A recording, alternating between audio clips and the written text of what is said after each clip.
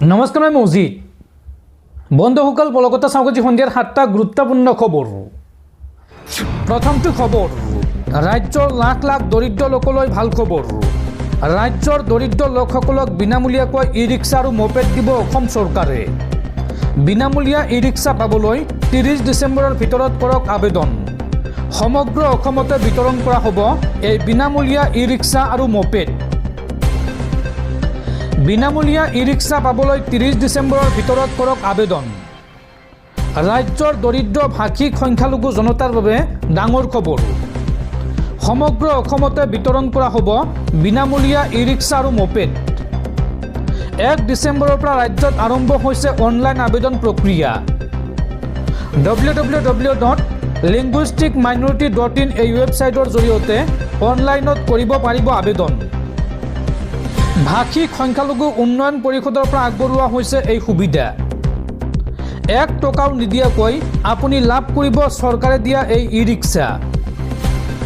আবেদন কৰিবলৈ আপোনাক প্ৰয়োজন হ'ব আবেদনকাৰী বাৰ্ষিক আয়ৰ প্ৰমাণপত্ৰ অৰ্থাৎ আপোনাৰ ইনকাম চাৰ্টিফিকেট জমা দিব লাগিব। লগতে আপোনাক লাগিব পান কাৰ্ড, ভোটাৰ কাৰ্ড, আধাৰ কাৰ্ড আৰু পাছপোৰ্ট সাইজৰ ফটো। এইসমূহ নথিপত্ৰ লৈ শীঘ্ৰে কম্পিউটাৰৰ অনলাইন কৰা দোকানত গৈ আপুনি অনলাইন কৰক। আৰু নথিপত্ৰত যদি বিসংগতি আছে তেন্তে লাভ নকৰিব বিনামূলীয়া ই ৰিক্সা। আৰু এই বিনামূলীয়া ই ৰিক্সা পাবলৈ 30 ডিচেম্বৰৰ ভিতৰত কৰক আবেদন। পৰৱৰ্তী খবৰ, পুনৰ অসুস্থ জুবিন গাৰ্গৰ পত্নী গৰিমা শইকীয়া গাৰ্গ। ততাতৈয়াকৈ গৰিমা গাৰ্গক ভৰ্তি কৰোৱা হৈছে গুৱাহাটীৰ এখন ব্যক্তিগত হাস্পাতালত। চিকিৎসকৰ পৰামৰ্শ, গৰিমাক বৰ্তমান জিৰণিৰ প্ৰয়োজন। পৰৱৰ্তী খবৰ, বাংলাদেশৰ ঘটনাক লৈ এইবাৰ আমচুৰ প্ৰতিবাদ। সংখ্যালঘু হিন্দু লোকক টাৰ্গেট কৰাৰ তীব্ৰ বিৰোধিতা।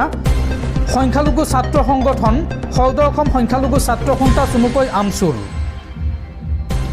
বাংলাদেশৰ ঘটনাক লৈ এইবাৰ আমচুৰ প্ৰতিবাদ। সংখ্যালঘু হিন্দু লোকৰ ওপৰত চলোৱা অত্যাচাৰৰ তীব্ৰ বিৰোধিতা আমচুৰ। বাংলাদেশত সংখ্যালঘু লোকক জীৱন্তে জ্বলাই দিয়া ঘটনা অমানৱীয় ঘটনা, এই মন্তব্য কৰিছে আমচুৱে। এই ঘটনাক তীব্ৰ ভাষাৰে গৰিহণা আমচুৰ সভাপতি ৰেজাউল কৰিম চৰকাৰৰ। বাংলাদেশ চৰকাৰৰ বিৰুদ্ধে এই সন্দৰ্ভত ভাৰত চৰকাৰে কূটনৈতিকভাৱে ব্যৱস্থা গ্ৰহণ কৰিব লাগিছিল। প্ৰয়োজনত বাংলাদেশৰ দৰে সৰু দেশ এখনত সামৰিক শক্তি প্ৰয়োগ কৰিব লাগে, এই মন্তব্য আমচুৰ সভাপতি ৰেজাউল কৰিম চৰকাৰৰ। বাংলাদেশত ভাৰতৰ হিন্দু সংখ্যালঘু জনতাৰ ওপৰত অত্যাচাৰ নচলিব। উত্তৰ পূৰ্বাঞ্চলৰ প্ৰতি বাংলাদেশক চকু নিদিবলৈ সকিয়নি ৰেজাউল কৰিম চৰকাৰৰ। এইদৰে বাংলাদেশত সংঘটিত হোৱা ঘটনাক লৈ তীব্ৰ নিন্দা জনাইছে সংখ্যালঘু ছাত্ৰ সংগঠন আমচুৱে। দৰ্শকসকল, আৰু বহুতো গুৰুত্বপূৰ্ণ খবৰ আছে। তাৰ আগতে আপোনাক জনাওঁ যে যদি আপুনি এতিয়ালৈকে এইটো ভিডিঅ'ত লাইক কৰা নাই তেন্তে এতিয়াই ভিডিঅ'টোত লাইক কৰি দিয়ক। আৰু এনেকুৱা ধৰণৰ ভিডিঅ'সমূহ নিতৌ চাবলৈ চেনেলটো ছাবস্ক্ৰাইব কৰি কাষত থকা বেল আইকনটো প্ৰেছ কৰি ৰাখক। পৰৱৰ্তী খবৰ, অসমলৈ আহি আছে কেন্দ্ৰীয় গৃহমন্ত্ৰী অমিত শ্বাহ। 29 ডিচেম্বৰত অসমলৈ আহিব কেন্দ্ৰীয় গৃহমন্ত্ৰী অমিত শ্বাহ।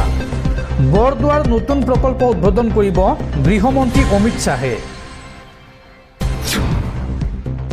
পৰৱৰ্তী খবৰ, কাজিৰঙাৰ জলাশয়ত মৎস্য চিকাৰত নিষেধাজ্ঞা। গুৱাহাটী উচ্চ ন্যায়ালয়ে আৰোপ কৰিছে এই নিষেধাজ্ঞা।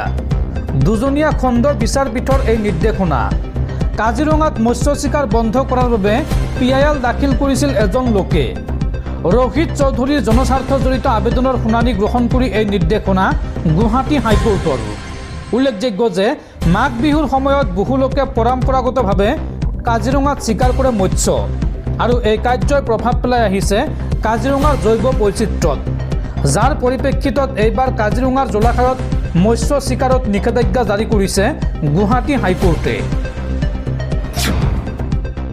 পৰৱৰ্তী খবৰ, প্ৰধানমন্ত্ৰীয়ে কৈছে স্মাৰ্ট মিটাৰ সংযোগত অসমে অভিলেখ গঢ়িছে। তেন্তে মোদীয়ে কিয় গুজৰাটত স্মাৰ্ট মিটাৰ সংযোগ কৰি ৰেকৰ্ড কৰিব নোৱাৰিলে? সহজ সৰল অসমীয়া লোকসকলক স্মাৰ্ট মিটাৰৰ জৰিয়তে লুণ্ঠন চলোৱা নাই জানো? প্ৰধানমন্ত্ৰী মোদীৰ অসম ভ্ৰমণৰ সময়তে এই মন্তব্য কংগ্ৰেছ নেত্ৰী মীৰা বৰঠাকুৰৰ।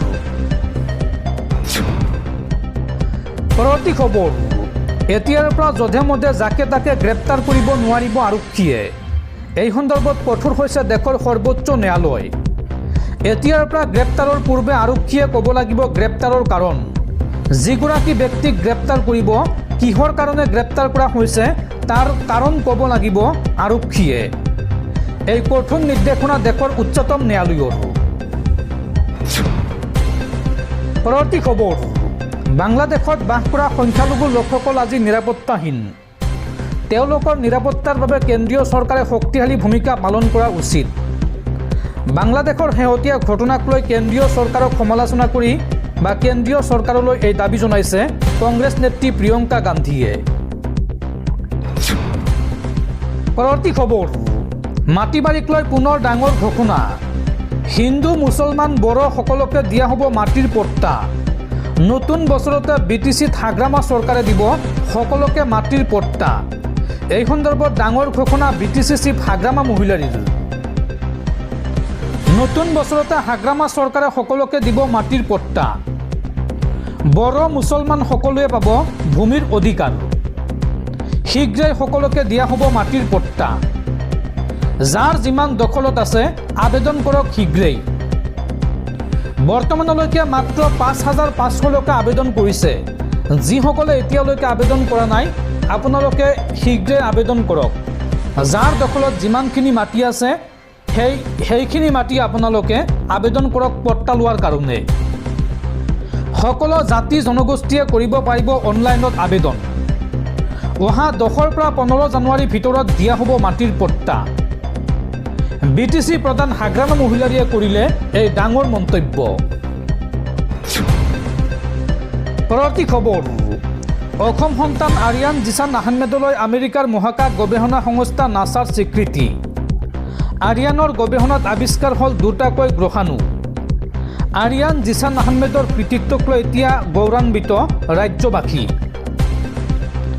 ৰঙিয়াৰ সন্তান আৰিয়ান জিছান আহমেদলৈ নাছাৰ স্বীকৃতি আৰিয়ানৰ গৱেষণাত আৱিষ্কাৰ হ'ল দুটাকৈ গ্ৰহাণু IASCৰ অধীনত আৰিয়ানে চলাইছিল গ্ৰহাণুৰ অনুসন্ধান আৰু গৱেষণা 2024 VE8 আৰু 2024 VC23 নামেৰে নামাকৰণ কৰা হৈছে এই গ্ৰহাণু দুটা ৰঙিয়াৰ 3 নং ৱাৰ্ডৰ মিৰাজুল ইছলামৰ পুত্ৰ আৰিয়ান জিছান আহমেদ আৰু আৰিয়ান জিছান আহমেদৰ এই কৃতিত্বক লৈ এতিয়া গৌৰৱান্বিত ৰাজ্যবাসী ৰঙিয়াৰ আৰিয়ান জিছান আহমেদলৈ আমেৰিকাৰ মহাকাশ গৱেষণা সংস্থা নাছাৰ স্বীকৃতি আৰিয়ানৰ গৱেষণাত আৱিষ্কাৰ হ'ল দুটাকৈ গ্ৰহাণু IASCৰ অধীনত আৰিয়ানে চলাইছিল গ্ৰহাণুৰ অনুসন্ধান আৰু গৱেষণা 2024 VE8 আৰু 2024 VC23 নামেৰে নামাকৰণ কৰা হৈছে এই গ্ৰহাণু দুটা